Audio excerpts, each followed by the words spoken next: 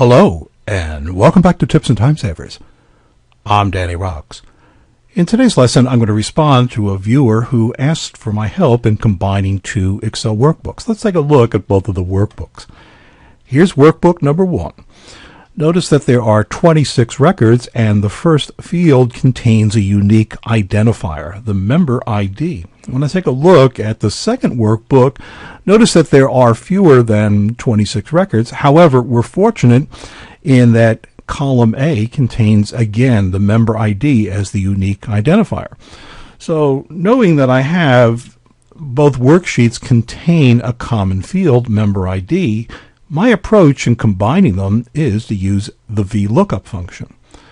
All right, now, first order of business is what I want to do when I look at the second workbook. It's going to be a lot easier if I make this a worksheet inside workbook number 1.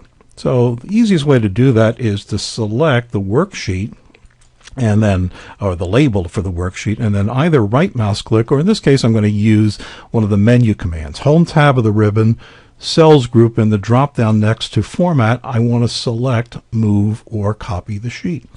So in this case I want to keep workbook number 2. I don't want to delete it, so I want to create a copy, but I want to move it to another open workbook. I want to move it over here to this workbook, and I want to move it as the second worksheet in this workbook. Click OK. So now you can see that in workbook number 1 I have both of the worksheets.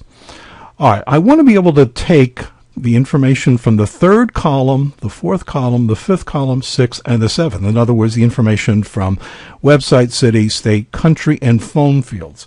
So I'm going to select the labels. I'll use Control-C to make a copy, come over here into my master worksheet, Control-V to make a copy of them. All right, I'm going to use the VLOOKUP function. The VLOOKUP function has 3 arguments.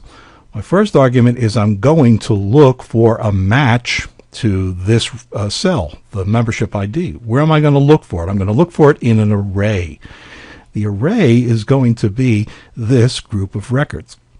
Now, rather than referring to range A4 through G18 all the time, I'm going to use a named range. So I'm going to select the range from my array, and I'm going to give it a name, list 2.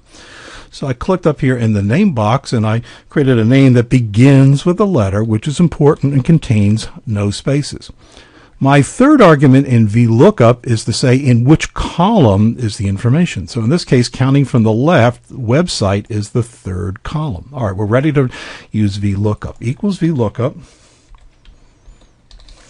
And I use tab, and I use Control-A to bring up the function arguments dialog box. So my lookup value is going to be over here in column A in this row. Now, since I'm going to be copying this formula across, what I want to do is I want to freeze in place the reference to column A. So while the row will change, I always want to refer to column A. The lookup array, remember I created that name range up here? So if I have a name range, I can use the F3 keyboard shortcut to bring up the paste names dialog box.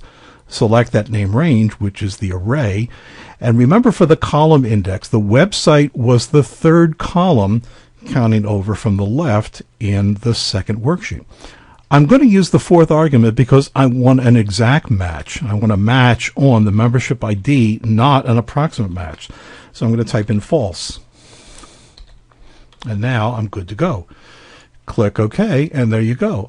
I used VLOOKUP to look for this value. Now remember, I put a $sign in front of column A because as I copy this across, I always want to refer to column A.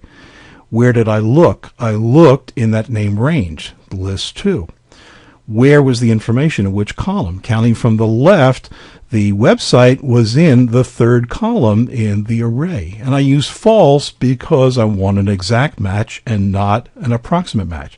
So now I can copy this down, double click and autofill. Uh-oh, why do I have this ugly NA error message? Well, let's take a look. Here is member ID 105. It exists in the first list, but member 105 does not exist over here in the second list. That's why we have this ugly NA error message. Is there a way to remove that? Yes, there is. Fortunately, if you're using Excel 2007 or Excel 2010, there's a wonderful new function that was added called if error. Let's see how this works. I'll use Control A to open up the function arguments dialog box. 2 arguments. For the value is going to be the VLOOKUP function, or I should say the result of the VLOOKUP function, and if there is an error, we want to display a blank. So the way we do that is double quotation mark, space, double quotation mark. Now, let's apply this. So let's come over here to the first cell that uses VLOOKUP, and we want to include the if error function and then the VLOOKUP function as the first argument. So after the equal sign, type if error, left parentheses. Here's our first argument. Use a comma to separate the arguments. For our second argument, double quotation mark, space, double quotation mark, and of course remember to put a concluding or a matching right parentheses. So now when I click this down, you'll see that those NA error messages go away. All right. Remember that I use the $sign to freeze the reference to column A. So if I copy this over to pick up the city is going to be in the 4th column. So if I just make a copy over here, I want to change one argument. I want to change 3 to 4. The city is in the 4th column. Again, I can copy that down. Really, really simple. And I'll do something similar over here. I'll change the 4 as the column to 5. So the information for the state is in the 5th column. And again, I can just double click and have that copied all the way down. Notice that there are no NA messages. So again, it's really very simple. Copy this over and change the 5 as the column index to 6. Double click. And finally, copy this over and make one change. I'm going to change the 6 to 7. And again, I'm going to double click, and there you go.